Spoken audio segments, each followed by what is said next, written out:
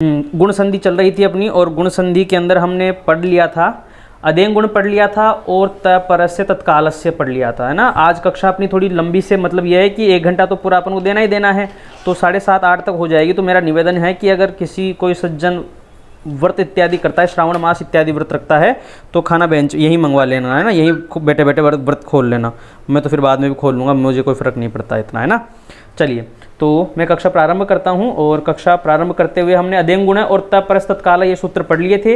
इसके बाद में आद गुण सूत्र हमने पढ़ लिया था, और आद गुण के बाद में हमने रूप सिद्धियां पढ़ ली थी, उदाहरण विश्लेषण देख लिया था। आज हमारे सामने एक नया सूत्र आता है, उपदेश अज अनुनासिक इत। उपदेश अज अनुनासिक इत, ऐसा सूत्र हम पहले भी पढ़ चुके हैं। ऐसा सा मतलब इतना इससे मिलता जुलता सूत्र जो है वो हम पहले भी पढ़ चुके हैं। पहले कहाँ पढ़ा है, आप लोगों को पता हो तो पहले हमने कहाँ पढ़ा है,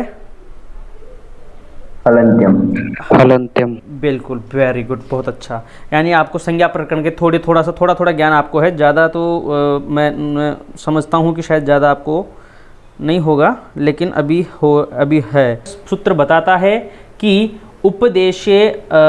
उपदेशे अज अनुनासिकोदित संज्ञा स्यात्। उपदेश में जो अनुनासिक है उसकी क्या हो जाती है, उसकी इत संज्ञा हो जाती है। अब उसकी इत संज्ञा तो हम कर देंगे, लेकिन इसके आगे वाली चीज़ देखने लायक तो यह है कि अनुनासिक्यः पाणिन्यः।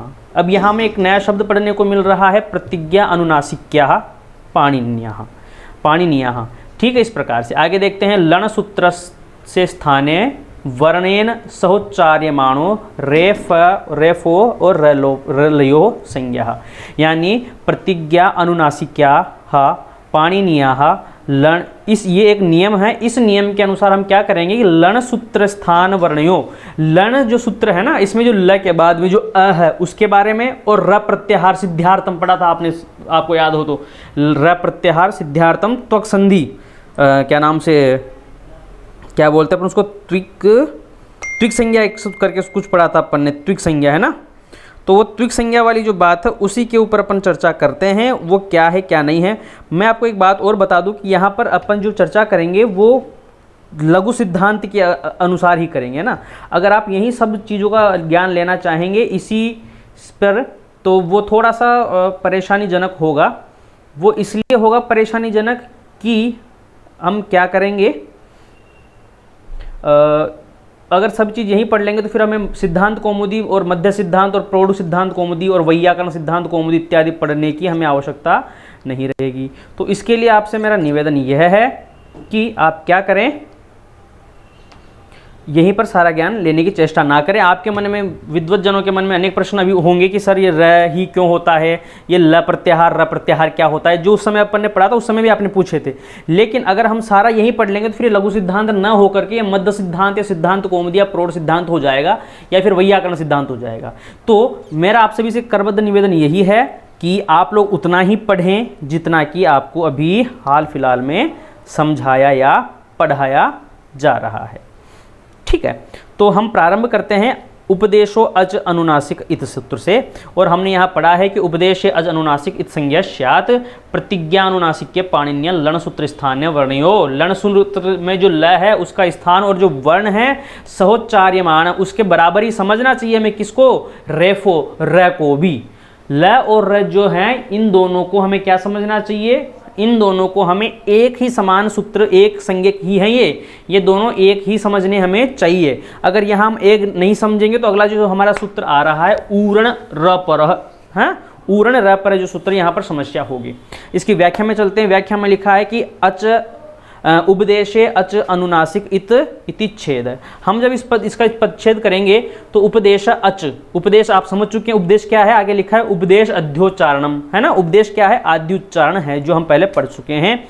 अनुनासिक इति छेद, ये अनुनासिक और इत ये क्या होते हैं, इसके पदच्छेद हो जाते हैं। जब टुकड़े करते हैं हम तो पदच्छेद इसके होते हैं, और पदच्छेद का अर्थ आगे पढ़ें तो अब उपदेश अध्योच्चारणम इति हलंत्यम इति सूत्रेण प्रपंचति। ठीक है, तो उपदेश क्या है, आदि उच्चारण है। उपदेश अध्योच्चारणम यह क्या है, यह हलंत्यम जो सूत्र है ना, यहां से हमें पता चलता है कि उपदेश की क्या हो जाती है, उपदेश अनुनासिक, उपदेश की अनुनासिक संज्ञा हम करते हैं। आगे देखेंगे, आगे लिखा हुआ है कि उपदेशे यह अनुनासिक अच स इत संज्ञक भवति इति सूत्रार्थम। उपदेश अज अनुनासिक जो सूत्र है इसके अंदर क्या है, जो इसके अंदर अनुनासिक जो वर्ण है ना उनकी इत संज्ञा हो जाती है। अनुनासिक का मतलब जो मुंह और नासिका द्वारा बोला जाता है, आप समझते हैं ना अनुनासिक का मतलब तो, और मैंने अच्छे से बताया भी था आपको अनुनासिक और अनुनासिक दोनों। तो अब यहाँ पर हम अनुनासिक शब्द की क्या कर देते हैं, इत संज्ञा भवति इति सूत्रार्थ, ये सूत्र अर्थ है। अब आगे लिखा है कि आद्या, यहाँ पर जो आपने पाणिन्यादय क्व अच अनुनासिक कृतवन्तः, तो यहाँ पर आप हमें बताओ कि पाणिनि जी जो आदि जो महान ऋषि हुए हैं उन्होंने कौन कौन से अच को अनुनासिक किया है ना, और कौन कौन से अनुनासिक वर्णों को अनुनासिक करके और उनकी इत संज्ञा करने की चेष्टा की है या इत संज्ञा करने का प्रयास किया है, उस विषय वस्तु के ऊपर अपन बात करेंगे। लेकिन यहाँ ज़्यादा, क्योंकि अपन लघु सिद्धांत पढ़ रहे हैं ना, जब अपन सिद्धांत कौमुदी पढ़ेंगे तब अपन विस्तृत चर्चा करेंगे। कम से कम 2 या 3 कक्षा, 3 या 4 घंटे का मैटर है ये सारा। कौन सा, र प्रत्याहार और ल प्रत्याहार, ये जो सूत्र है ना, इस सूत्र की जो व्याख्या है वो इतनी ही बड़ी है। लेकिन मैं अगर चाहूँ तो अभी करके बता भी सकता हूँ आप लोगों को, लेकिन हम यहाँ नहीं करेंगे। अगर यहाँ करेंगे तो वैयाकरण सिद्धांत कौमुदी हम पढ़ने लगेंगे और उसमें हमारा समय अधिक जाएगा। तो इसलिए सभी से निवेदन है कि जब मध्य सिद्धांत कौमुदी या सिद्धांत कौमुदी की कक्षाएं प्रारंभ होंगी तब मैं आपको वहां पर आपके एक एक प्रश्न का उत्तर स्पष्टली खोल करके दूंगा। यहां पर मैं आपसे क्षमा चाहता हूं, क्यों, क्योंकि पाणिनि प्रवेशाय लघु सिद्धांत कौमुदी अपन केवल प्रवेश कर रहे हैं, इसीलिए हल्का हल्का सभी को टच करते हुए पढ़ते हुए चलेंगे। वैसे तो जो हमने सूत्र पढ़े उनमें शंकाएं भी बहुत आती है। अगर हम पीछे पलट करके देखें, पीछे जो हम सूत्रों पे हमने विषय वस्तु पे बात की है उन सभी में क्या होता है, उन सभी के अंदर ही क्या कि अनेक शंकाएं आती हैं, है ना, लेकिन हमने उन्हें नहीं पढ़ा। क्यों नहीं पढ़ा, क्योंकि हम क्या पढ़ रहे हैं, हम लघु सिद्धांत पढ़ रहे हैं, इसी कारण। तो ये यहाँ पे पूछ रहा है कि भैया पाणिनि जी, आप पाणिनि आदि ने कौन कौन से अच हैं जिनकी अनुनासिक संज्ञा की है वो हमें बताओ। कथंच, किस प्रकार आधुनिक है ज्ञातुम शक्यते, किस प्रकार हम आधुनिकता का मतलब है कि आज के समय में, आज के समय से मतलब है कि प्राचीन, ये जब इसकी जब रचना हुई तब वैदिक काल था, जब इसका अध्ययन प्रारंभ हुआ तब वैदिक काल चल रहा था, और वैदिक काल से हम कहाँ आए हैं अभी, वर्तमान काल यानी आधुनिक काल में, लौकिक काल जिसे हम कहेंगे, है ना। तो आप हमें बताइए कि वैदिक काल तो ठीक है मामला, वैदिक काल की तो कोई समस्या नहीं है, लेकिन हम आपसे ये पूछना चाह रहे हैं भैया कि आधुनिक समय में हम उनको कैसे प्राप्त कर सकते हैं, हम उनका ज्ञान कैसे कर सकते हैं कि पाणिनि जी ने कौन कौन से जो वर्ण हैं उनकी अनुनासिक संज्ञा की है और इस सूत्र से उनकी इत संज्ञा होती है और क्यों होती है। हमारे मन में शंका तो आएगी ना, जब हम सूत्र पढ़ते हैं तो हमारे मन में शंका जरूर थी, ऐसा क्यों हुआ। तो इसी प्रकार यहाँ पर भी वो शंका है, लेकिन हम वो शंका यहाँ नहीं पढ़ेंगे। क्यों नहीं पढ़ेंगे, क्योंकि लघु सिद्धांत पढ़ रहे हैं हम, सिद्धांत या मध्य सिद्धांत नहीं पढ़ रहे हैं। आगे चलते हैं, आगे लिखा हुआ है यदसो अच अनुनासिक इति, जो अनुनासिक हैं कौन से हैं वो अनुनासिक, वो तो हमें बताओ। अतः आह, इसीलिए कहा गया है, क्या कहा गया, प्रतिज्ञा अनुनासिक्या पाणिनीयः इति, यानी प्रतिज्ञा अनुनासिक्या पाणिनीयः का मतलब होता है, क्या होता है कि पाणिनि जी की जो गुरु शिष्य परंपरा है, पाणिनि जी से पहले वाली जो बात हो रही है, यानी पाणिनि जी से पहले और जो वैयाकरणिक हुए हैं और जो वैयाकरणाचार्य हुए हैं, उन्होंने उनकी जो गुरु शिष्य परंपरा है, यहाँ पर तिक संज्ञक जो शब्द हमने पढ़ा ना, वो यहाँ पर सिद्ध होता है कि तिक संज्ञक क्या है, लेकिन हम यहाँ नहीं पढ़ रहे हैं। उसका रीजन मैं आपको स्पष्ट कर चुका हूँ, है ना। इस संबंध में प्रश्न भी आप नहीं पूछें, ठीक है। तो पाणिनि जी जो है, वरदराजाचार्य जी बताते हैं यहाँ पर कि भैया देखो, मैं विस्तृत चर्चा नहीं करूँगा, क्योंकि विस्तृत चर्चा तो मेरे गुरुदेव ने वैयाकरण सिद्धांत कौमुदी में और उन सब जगह कर दी है। मैं आपको लघु छोटी छोटी बातें बता रहा हूँ। छोटी बात में पाणिनीय प्रतिज्ञा अनुनासिक के पाणिनीय का मतलब है कि गुरु शिष्य परंपरा, अर्थात पाणिनि जी से पहले जो वैयाकरणिक हुए हैं उन्होंने क्या किया, उन्होंने र प्रत्याहार और ल प्रत्याहार, र प्रत्याहार सिद्ध करने के लिए त्विक संज्ञा उसे बता दिया। अब वो त्विक संज्ञा क्या है, अगर आपको ये जानना है तो आप मध्य सिद्धांत कौमुदी पढ़िए या वैयाकरण सिद्धांत कौमुदी पढ़िए, वहां पर अपन जान सकते हैं। यहाँ हम इसके बारे में केवल इतना ही जानेंगे। आगे लिखा भी है अर्थार्थ, इसका अर्थ भी लिखा है, क्या लिखा है कि गुरु शिष्य परंपरायाम ज्ञायते, गुरु शिष्य परंपरा में जो बताया गया है, यदम अच अनुनासिक, वही अच क्या है, अनुनासिक है, वही अच क्या है, अनुनासिक है, जो गुरु शिष्य परंपरा में बताया गया है। और अयंच अन अनुनासिक इति, और उन्हें ही क्या मानेंगे, उसी परंपरा के अनुसार हम अनुनासिक शब्द वर्ण मानेंगे और उसी परंपरा के अनुसार हम अन अनुनासिक वर्ण मानेंगे।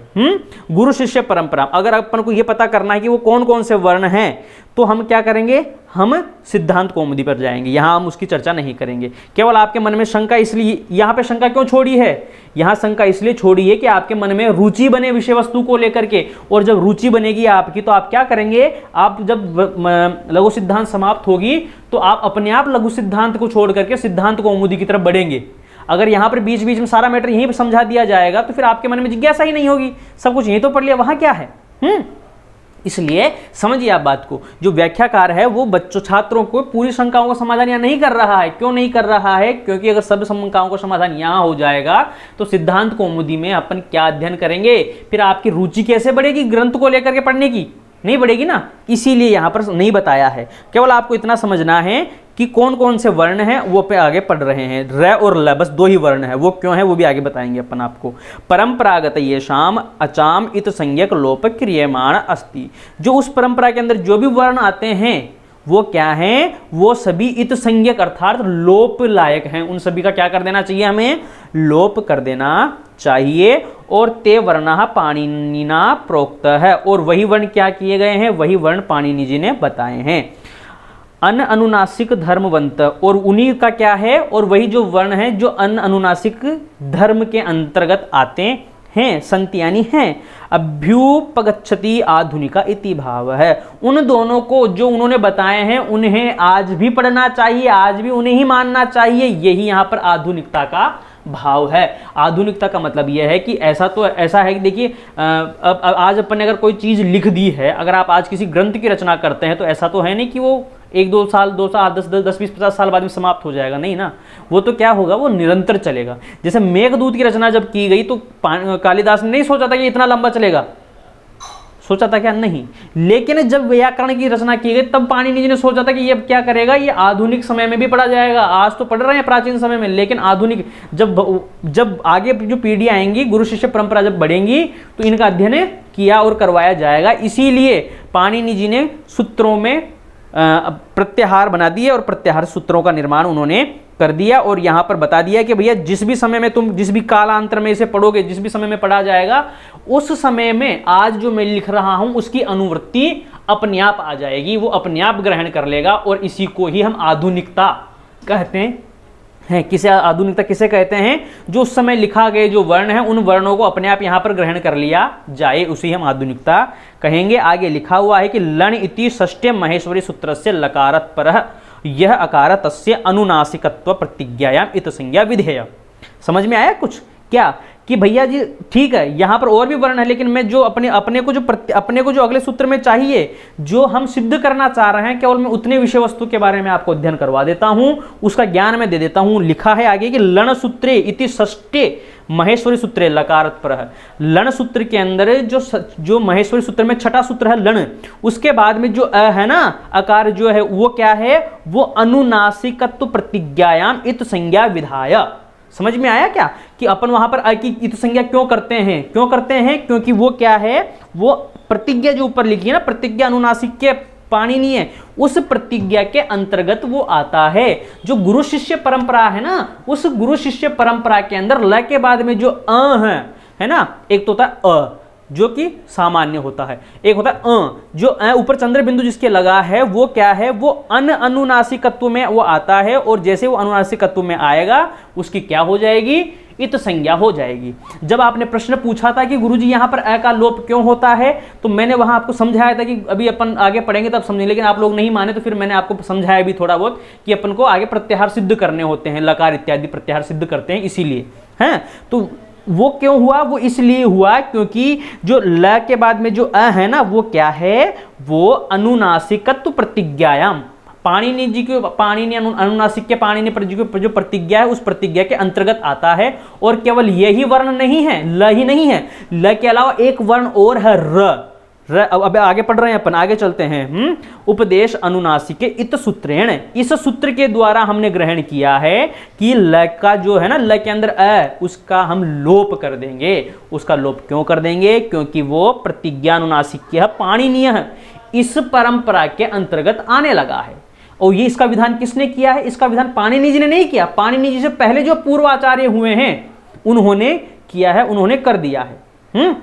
आगे अपन चलते हैं और आगे लिखा है कि तेषाम इतः सह उच्चार्यमाण, और इस प्रकार जो ल आपने पढ़ा है ना, इसके इस प्रकार ही एक और वर्ण है जो इसके समान उच्चार्यमाण, इसके समान उसे मानना चाहिए।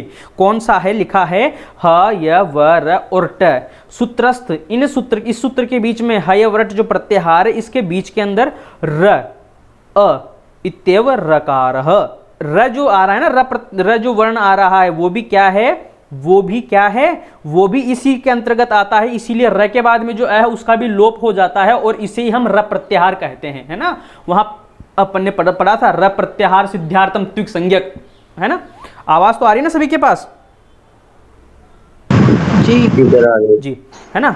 तो र प्रत्याहार क्या है वो हम कहां पढ़ेंगे? वो बस यहां इतना ही हमें समझना है कि र प्रत्याहार का मतलब यही है कि र के बाद में जो अ आ रहा है, जो अनुनासिक वर्ण है अ, उसका लोप हो जाए। क्यों हो जाए? क्योंकि वर्ण स्वर जो अच जो होते हैं वही अनुनासिक और नासिक और वो सब होते हैं। व्यंजन की अगर हम बात करें तो व्यंजन नहीं होते हैं। क्यों? क्योंकि व्यंजनों को हमेशा हमें किसकी सहायता से उच्चारित करना होता है? हमें मतलब अच प्रत्याहार या अच वर्णों की सहायता से उसका उच्चारण हमें करना होता है। इसलिए यहां पर कोई भी व्यंजन हल नहीं ग्रहण किया गया है, केवल अच ग्रहण किया गया है। इसके आगे लिखा है कि यही क्या है? यही र प्रत्याहार है। और अगर आप र प्रत्याहार के बारे में विशेष जानकारी चाहते हैं तो कहां मिलेगी आपको? मध्य सिद्धांत में या सिद्धांत कौमुदी या वैयाकरण सिद्धांत जब आप पढ़ेंगे, जब पढ़ाया जाएगा आपको, तब हम र प्रत्याहार पर बात करेंगे। और कम से कम 2-3 घंटे का है ये मैटर, 6-7 पेज में लिखा है, पूरा अच्छे से समझाएंगे आपको। समझाने का तरीका आपको पता ही है मैं किस तरीके से समझाता हूं। आगे अपन चलते हैं। मध्यगस्य लस्य और स्वस्य च संज्ञा बोधक है। इसके बीच में जो ल आ रहा है ना, और ल और र ये दोनों क्या कर लेते हैं? स्वस्य संज्ञा बोधक है। स्वस्य मतलब इत संज्ञा, है ना। जिस भी सूत्र के अंदर स्वस्य शब्द पढ़ा जाएगा और वो कोई सूत्र संज्ञा सूत्र है तो वो अपने आप उसी की स्वस्य का मतलब इस सूत्र में जो पढ़ी गई जो संज्ञा है वो अपने आप कर लेंगे। तो ल के बाद में जो अ आता है उसकी इत संज्ञा हो जाती है, और र के बाद में जो अ आता है उसकी भी इत संज्ञा हो जाती है। वो क्यों होती है? क्योंकि प्रतिज्ञानुनासिक्यः पाणिनीयः। बस सीधी सी बात। अगर कोई पूछ भी लेना आपको कि क्यों होती है, मैंने उस समय इसलिए नहीं बताया कि अगर उस समय बताता तो आज कक्षा में कोई उपस्थित नहीं होता। अरे यार गुरुजी ने उपदेश अनुनासिक ये सूत्र पढ़ाया था, ये तो हमने पढ़ा हुआ है यार, क्या है इसके अंदर? र प्रत्याहारित। तो चलो ठीक है, नहीं करते हैं कक्षा से। इसीलिए मैं कहता हूं कि जब प्रसंग आएगा हर एक चीज को खोल के बताया जाएगा, और जैसा कि मैं कर रहा हूं। आगे अपन चलते हैं। मध्यगस्य लस्य स्वस्य च संज्ञा बोधक है। ठीक है, इसीलिए लिखा है कि र और ल ये जो दो वर्ण हैं इनका हम ग्रहण करते हैं। इनका ग्रहण कहाँ किया जाता है? इनका ग्रहण उपदेशे अज अनुनासिक इत, इस सूत्र में ग्रहण किया जाता है। क्यों? क्योंकि इनके बाद में जो अनुनासिक जो वर्ण हैं उनकी क्या हो जाए? उनका लोप हो जाए। उसके आगे जो आ जो आ रहे हैं उन सभी का लोप हो जाए। अर्थात र ग्रहण करने से क्या होगा? रकारस्य लकारस्य उभयस्य ग्रहणम भवति इत्याशय। अगर जहां पर र ग्रहण कर लिया है वहां ल का अपने आप ही ग्रहण हो जाएगा, है ना। र प्रत्याहार जब हम पढ़ेंगे तो र का जब हम ग्रहण करेंगे तो उसके अंदर उसके साथ एक वर्ण और ग्रहण कर लिया जाएगा। उसे हम क्या कहते हैं? उसे हम ल वर्ण कहते हैं, है ना। तो र और ल दोनों जो ऊपर लिखा है ना, रेफो संज्ञा, रेफ र और रलियो यानी रे र और ल, इन दोनों की यही संज्ञा हो जाती है। इत्या आशय, ये इस सूत्र का आशय है। ये सूत्र का आशय हो गया। अब यहां पर क्या करना है? यहां पर हमने क्या पढ़ा है? र और ल ये दोनों क्या हैं? ये दोनों सहोच्चार्यमान हैं, यानी इन दोनों की सवर्ण संज्ञा हो सकती है। कैसे हो सकती है? क्योंकि जब हमने सूत्र पढ़ा था सवर्ण संज्ञक वाला सूत्र जब हमने पढ़ा था तो उसमें हमने क्या पढ़ा था? उसमें हमने पढ़ा था लियो त्रिंशत भेदाः, है ना। 30 भेद हमने पढ़े थे। त्रिंश भेदा, त्रिंशत नहीं सॉरी, त्रिंश भेदा, हाँ 30 भेद हमने वहां पर पढ़े थे। तो वो क्यों पढ़े थे? क्योंकि री में भी ल है और री में भी र है। जब इन र और ल को दोनों को एक साथ हम मिला देंगे तो क्या हो जाएंगे? वो भेद हो जाएंगे। और उन्हीं भेदों को आधारित करते हुए अगला सूत्र बनाया गया है जिसे हम ऊरण र परः इस प्रकार से जानते हैं, इस प्रकार से समझते हैं। तो अब हम आते हैं ऊरण र परः पर। और ऊरण र परः क्या करता है? क्योंकि आप लोगों ने जो संधि पढ़ी है हिंदी के अंदर, अगर हम संधि पढ़ते हैं तो हिंदी में क्या होता है, हिंदी के अंदर अ ई उ और री, है ना, री के स्थान पे अर आदेश कर देते हैं और री के स्थान पे ल आदेश कर देते हैं, ऐसा हिंदी में पढ़ने को मिलता है।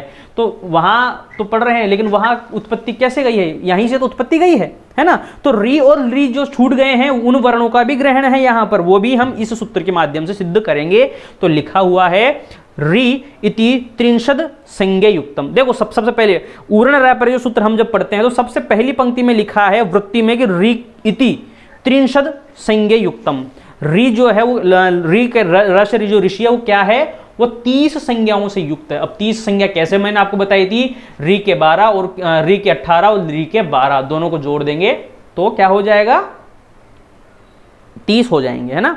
तस्य स्थाने यो अणः स रपरः सन्नेव प्रवर्तते, यानी उसके स्थान पर जब अण प्रत्याहार हम करेंगे, अ ई उ री, अ ई उ ही होगा अण में तो, है ना, अ ई उ अ ई उण, हाँ, तो अ ई उ 3 वर्ण आएंगे। इन तीनों वर्णों का संयोग करके या इन तीनों वर्णों के स्थान पर हम क्या कर देंगे, री का र कर देंगे और री का ल कर देंगे, है ना।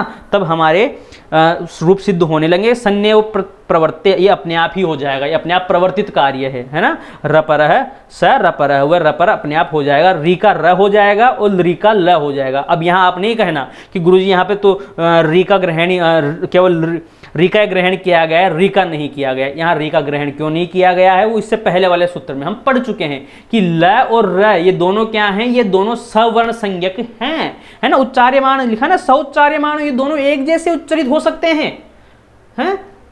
तो इसीलिए यहां पर अलग से नहीं लिखा है इसकी वृत्ति में, लेकिन ये हमें ग्रहण कर लेना है। और अगर जब हम ग्रहण कर लेंगे तो हमारे सामने रूप सिद्ध होगा, कृष्णार्धी और तवल्लकार है, दोनों रूप सिद्ध हमारे सामने होंगे। री इति वर्णस्य षष्ठेक वचने उ इति रूपम, है ना। री इति वर्णस्य, री जो वर्ण है इसका षष्ठी का एक वचन उ बनेगा, है ना। उहु इस प्रकार से बनेगा।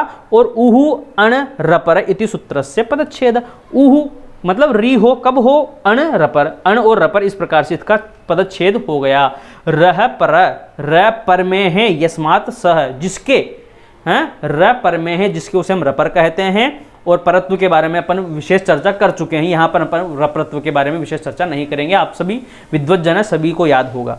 आगे देखते हैं, री इति त्रिंश भेदानाम संज्ञा इति पूर्व मुक्तम। री के 30 भेद होते हैं, वो हम पहले ही पढ़ चुके हैं, लेकिन फिर भी छात्र क्या हैं, सुबोध, है ना, सुकुमार हैं, भी छोटे बच्चे हैं, अच्छी बुद्धि है, कुशाग्र बुद्धि तो है, लेकिन फिर भी स्मरण शक्ति इतनी नहीं है, अभ्यास की कमी होने के कारण। यहाँ वापस से व्याख्याकार लिखता है कि 18 भेदा ऋकारस्य और 12 ऋकारस्य, है ना। 18 भेद किसके हैं, री के हैं, और 12 भेद हमारे किसके हैं, ली के हैं, वहाँ हम पढ़ चुके हैं। और वहाँ भी कई लोगों ने किया था, ऐसी शंका आई थी कि गुरुजी दोनों को एक जैसा मान लेते हैं, दोनों का उच्चारण एक होता है और सवर्ण संज्ञा का, ये सब 50 प्रश्न वहाँ किए थे। तो उन सभी प्रश्नों का उत्तर यहाँ मिल रहा है कि हाँ भैया ये दोनों सवर्ण संज्ञा का उर्ण रपर सूत्र का प्रमाणित सूत्र है। आगे देखते हैं कि तयो री और ली वर्णयो सावात रीकार आत्मन है और सवर्णिश्च रीकार आहत्य त्रिंशद भेदा ग्राह्यति। वेरी सिंपल बात है कि यहाँ पर री और ली जो है ना, ये सवर्ण संज्ञक भेद हैं। ये अपने आप को कैसा मानते हैं, ये अपने आप को री और ली जो दोनों हैं, दोनों एक दूसरे को एक जैसा ही मानते हैं, ये आपस में आत्मन है, ये खुद ही हैं, ये एक सिक्के के दोनों पहलू हैं, ठीक है। तो वहां तो हमने सिद्धार्थम, क्या सिद्धार्थम, सूत्र सिद्धार्थम मान लीजिए, प्रत्याहार सिद्धार्थम मान लीजिए, अलग अलग लिखा है। लेकिन अगर जब हम विशेष जब अंदर गहराई में जाएंगे तो गहराई में जाने पर हमें क्या ज्ञात होगा, गहराई में जाने पर हमें ज्ञात होगा कि ये तो क्या है, ये तो एक ही सिक्के के दोनों पहलू हैं भैया। री और ली दोनों क्या है, ये तो एक ही चीज में है, आत्मन है, अपने आप ही हैं, एक ही हैं। और सवर्णी ऋकारस्य आहत्य त्रिंशद भेदा ग्राह्यति। जब हम इन दोनों को एक मानेंगे, ये दोनों अपने आप में एक होंगे, तभी हम केवल ऋकार के अंदर क्या ग्रहण करेंगे, 30 भेदों का ग्रहण करेंगे। कौन से 30 भेद, जो हमने रीकार के अंदर ग्रहण किए हैं। रीकार और रीकार दोनों के 30 भेद हो जाएंगे।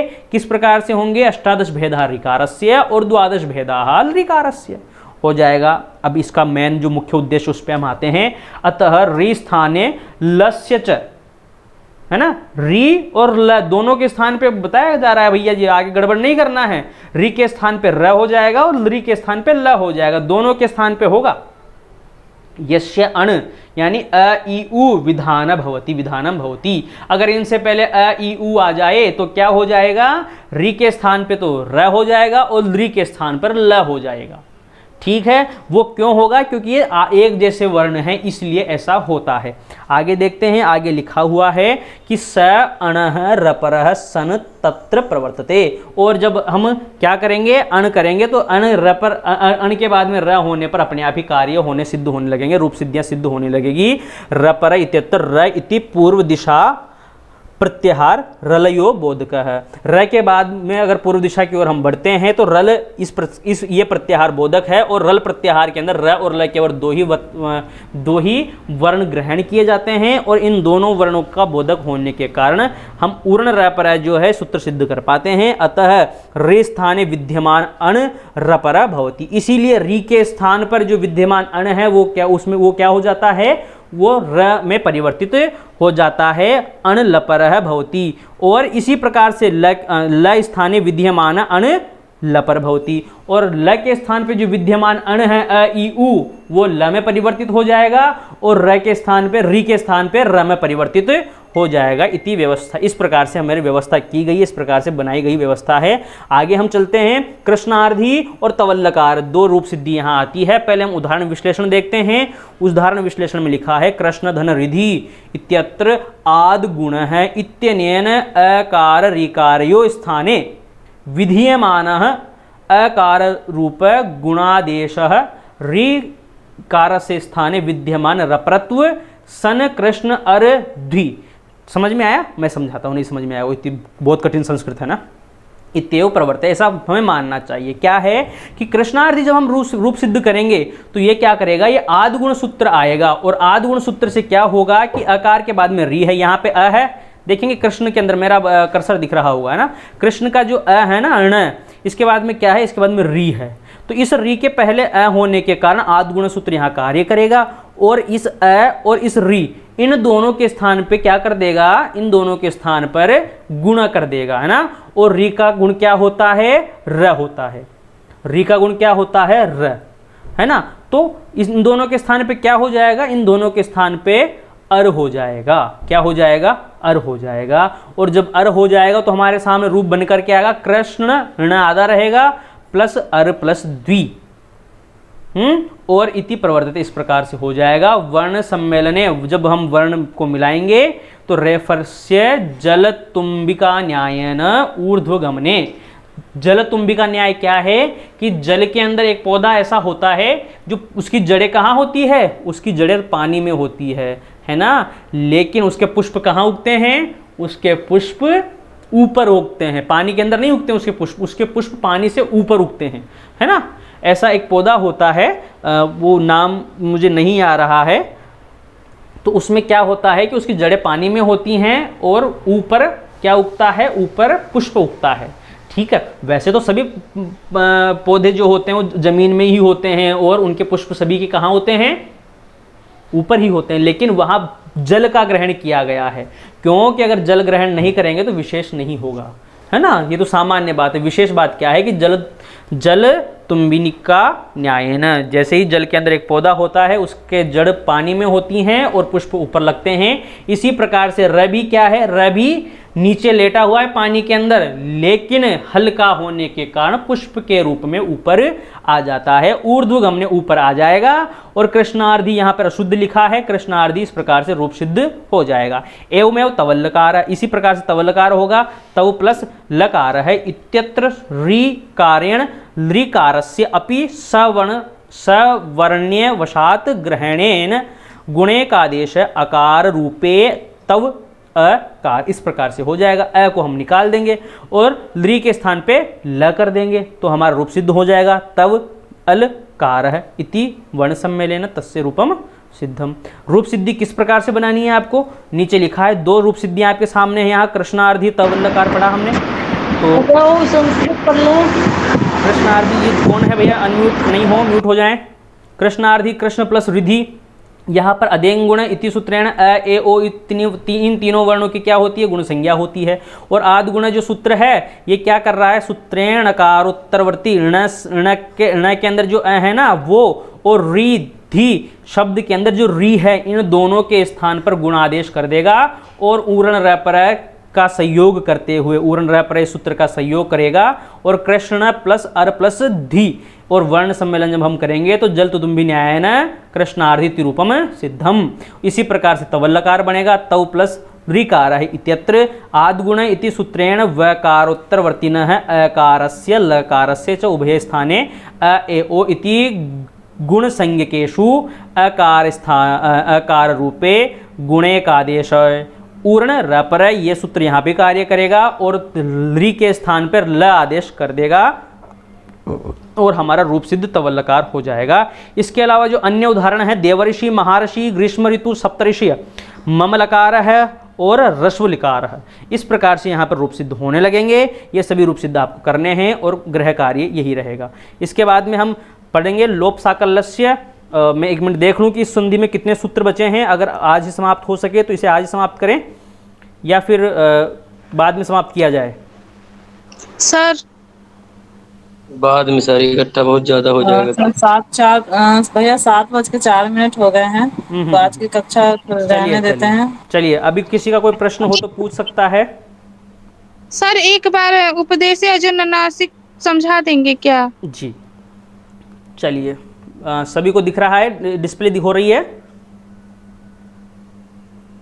हाँ जी भैया दिख रहे हैं। तो यही हमारी है उपदेश अज अनुनासिक इत्र। देखेंगे इस पे पुनः चर्चा करता हूँ मैं। उपदेश अज अनुनासिक जो सूत्र है ये क्या करता है, ये उपदेश अवस्था के अंदर जो अनुनासिक जो वर्ण हैं उनकी इत संज्ञा करता है। लेकिन हमें यह पता ही नहीं है कि उपदेश अवस्था के अंदर अनुनासिक वर्ण कौन कौन से हैं, नहीं पता है ना। तो यहाँ पे इस शंका का समाधान करने के लिए हमारे सामने आता है प्रतिज्ञा अनुनासिक क्या पाणिनीय, है ना। यानी पाणिनि से पहले जो गुरु शिष्य परंपरा चल रही थी उसके अंतर्गत कुछ वर्णों का अध्ययन किया गया है, वो वर्ण आपको यहाँ नहीं बताए गए हैं। आपके मन में शंका होगी कि वो वर्ण यहाँ क्यों नहीं बताए गए हैं, क्योंकि उसे हम वैयाकरण सिद्धांत कौमुदी में और लघु सिद्धांत के अन्य अलावा जो सिद्धांत कौमुदियाँ हैं ना उनके अंदर उसका अध्ययन हम करते हैं। नंबर 1। नंबर दूसरी बात, यहाँ पर आपको बताया गया है कि लण सूत्र स्थाने वर्णेन शौचार्यमाण रेफो रलयो संज्ञक है। अगर फिर भी, क्योंकि अब आगे हमें सूत्र में कार्य करना है, अगर आगे सूत्र में कार्य नहीं करना होता तो हम यहीं तक रुक जाते, आगे ये वृत्ति लिखने की आवश्यकता नहीं थी, लेकिन हमें सूत्र में आगे कार्य करना है तो इसने लिखा है कि लण सूत्र स्थान वर्णियों।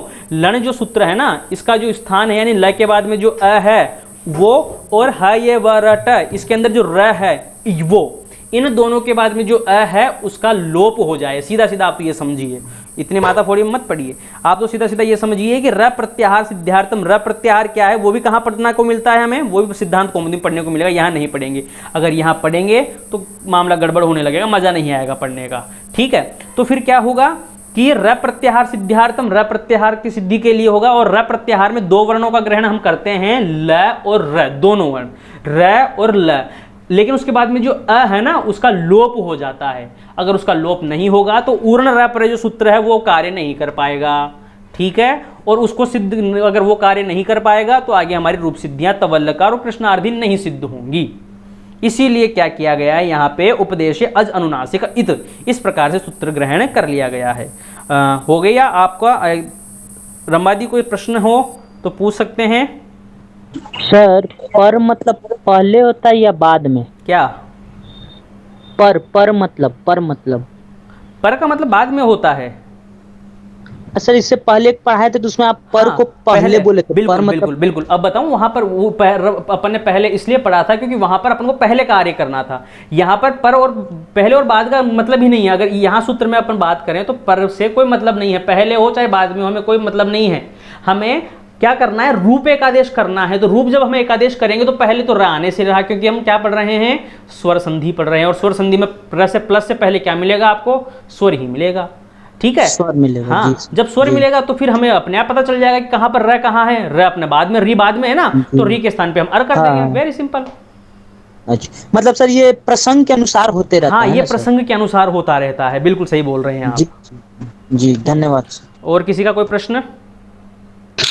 महोदय, एक विनती थी महोदय। जी महोदय, आप ये जो पीपीटी से हमें पढ़ा रहे हैं, कृपया ये पीपीटी अगर हमें ग्रुप पर भेज दे तो हमें गृहपाठ करने में सहायता होगी जी महोदय। बिल्कुल बिल्कुल, मैं आपकी भावनाओं समझ रहा हूँ और सब चीज़ें मैं समझ रहा हूँ, लेकिन निवेदन मेरा इस प्रकार से है कि जब हमारा संधि प्रकरण समाप्त हो जाएगा तब हम क्या करेंगे, तब हम ये पीपीटी आपको भेज देंगे, उससे पहले हम पीपीटी आपको नहीं देंगे। मैं स्पष्ट बता देता हूँ। अगर आपको अगर आपको करना है, अपने प्रश्नों का समाधान करना है, तो आप क्या करेंगे, आप यूट्यूब पे जो वीडियो सेव है वहाँ जाएंगे, वहाँ से देख करके ही आप सब कार्य कर पाएंगे। मैं इसके लिए आपसे क्षमा चाहता हूँ कि आपको यूट्यूब पे जाने पर वो सब कार्य करने में थोड़ी सी परेशानी होती है, लेकिन मैं भी नियमबद्ध हूँ तो मैं ये नहीं कर पाऊंगा। जब हमारी कक्षा समाप्त हो जाएगी तब हम आपको पीपीटी भेज देंगे पीडीएफ के अंदर। ओके, ये पाठ होने के बाद इसका पीपीटी भेज देंगे सर आप? बिल्कुल बिल्कुल, पीडीएफ आपको भेज दिया जाएगा। जैसे कि संज्ञा प्रकरण का भेज दिया गया ना, सबको मिल गया ना संज्ञा प्रकरण? हाँ सर, हाँ, हाँ, मिल उसी प्रकार संधि प्रकरण भी भेज देंगे हम आपको। गया। ओके सर, महोदय धन्यवाद। धन्यवाद। आगे कोई रंबा दी है? रंबा दीदी कोई? महोदय, ये र महोदय, हाँ हाँ युग जी र का प्रत्याहार में कौन कौन से वर्ण हैं? भाई साहब, मैं आपको बता चुका हूँ कि जब हम क्या करेंगे, जब हम मध्य सिद्धांत पढ़ेंगे, वैयाकरण सिद्धांत पढ़ेंगे, तब पढ़ेंगे भैया, अभी कोई मैटर नहीं है इसका। मैं पहले बता चुका हूँ, इस संबंध में प्रश्न ना करें आप। जिज्ञासा है उसको हाँ जी भैया, आज बनाए रखें। वाल्मीकि जी आप शांति मंत्र करते हैं। आज के प्रश्न नहीं है भैया ज्यादा, चलिए चलिए तो चलिए, रहने देते हैं। जी जी, कोई दिक्कत नहीं है। हरिओम। वाल्मीकि जी। ओम। जी मैम।